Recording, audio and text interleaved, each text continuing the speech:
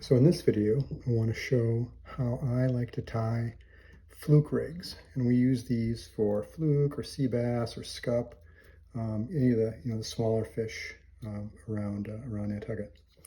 So I start by taking just some line. This is a 12-pound test Ondi line, and pull off about 4 feet of it or so.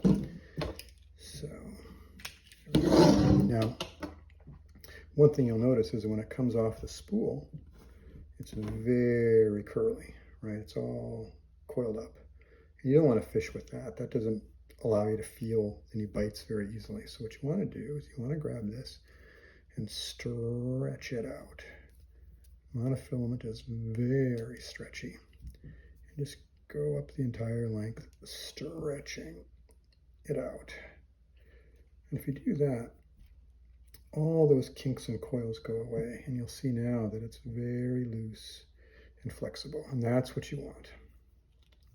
Okay, so how I tie the rigs is I start at one end and I tie a knot to create a loop. The knot is called a double surgeon's knot, and it's not too difficult to tie at all. So basically, you can see I've got about 3 or 4 inches of line there in a loop, and now here I just grab it, pinch, and do just a regular overhand knot.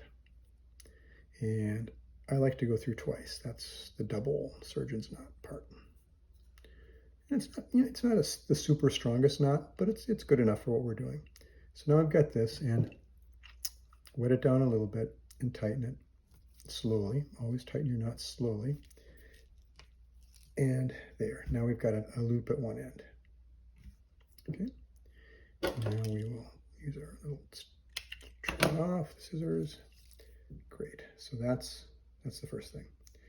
Now I go to the other end, and we tie just a regular swivel on the other end. So this is the swivel I'll be using, just a very small one. And in this case, I like to use what's called a Palomar knot. And I'll show you how I tie that. So basically, you take your line and you go through one side of the swivel. And now I've got my line, and I go back through the eye the same way I came in. So it's just like this. And if I kept pulling on that end, it would obviously pull right off the swivel. But this is what we want. The swivel should be able to slide back and forth. Now we just turn it and tie a simple overhand knot with the swivel in the middle. And so it looks like this. Okay. And finally, what you do is you take the swivel and you poke it through the little loop you created. There. And then slowly tighten it down. Tiny bit of saliva. And this is a very, very strong knot. And you can tie this knot in monofilament or in braid. There are a lot of knots that only work in monofilament. Braid is too slippery for them, but this is one that works in both. Okay, so now what we've got is a swivel on one side and a loop on the other. Okay, the next step is what we do is we create what's called a dropper loop. And for that, I go up from the loop end about a foot and just cross over the line like that, and make a circle about maybe 2 or 3 inches in diameter, just like that. And you give it a little, pinch at the top.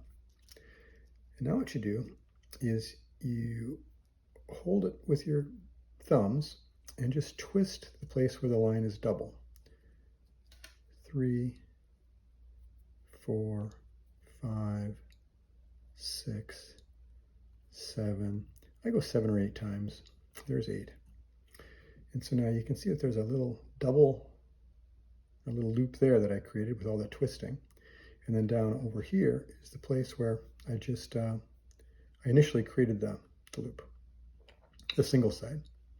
So what I want to do is I want to pull that single piece through the loop I created, like that.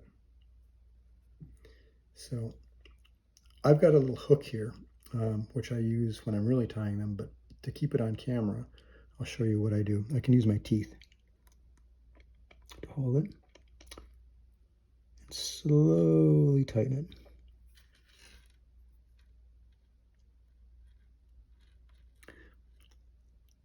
A little bit of saliva.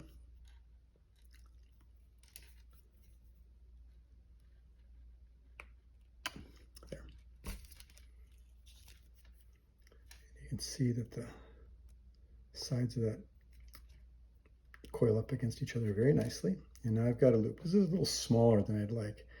I let it slip when I was tightening it down. That's only about 1 inch, and it'd be better if it were a little bit bigger, but that's okay. So, how do we use this? Okay, we've got the swivel on one end, dropper loop in the middle, big loop on the bottom. Well, a bunch of ways you can use this. So, the most basic way is on the very end, you can put a sinker. So, when we fish for these fish, the scup and the porgies and the sea bass, they very often like to be right on the bottom. So you want to have a sinker on there that'll take your rod to the bottom. So what's nice is since it's not tied on, it's just sort of looped on, it makes it very easy to change the weight. So that's a 2-ounce sinker. You can try that. If that's not heavy enough, it's very easy to just undo that, take off this sinker, and put on, a heavier or lighter one, depending on the conditions. Another thing you can do, though, is sometimes you want to be able to have another hook on there, and you can put a jig on there. So this is a very large jig, and you typically use a little bit smaller one, but this is so you can see a little bit easier on the camera. So basically it's the same idea. You take the line and you put it through the eye of the hook, pull that through, and then just lift that over the jig, and then tighten that down. And now you've got a jig on the bottom. And typically you'd either put a little piece of gulp on there, or maybe a piece of squid, something that the fish would like. Then on this dropper loop, typically you put a plain hook. You can put a jig on there, but usually use a plain hook. I've got a very large hook on here now just to show it, make it easier to see, but you would never want to use something this big for scup or sea bass. Use a much smaller hook, but the idea is the same. Poke the loop through the eye, and then over the hook, and then pull it through like that. And so in this case, you'd have the jig on the bottom with the heavy weight to bring it down, and the hook over there. And again, you'd use a piece of gulp or a piece of squid or something, maybe clam. Okay, and then because you've got the swivel on one end, you just clip it onto your snap or your clip, just like you would a lure. And so it's a very easy way to have a flexible rig, take it on and off quickly, and it catches a lot of fish for us. So that's how I tie our Fluke rigs.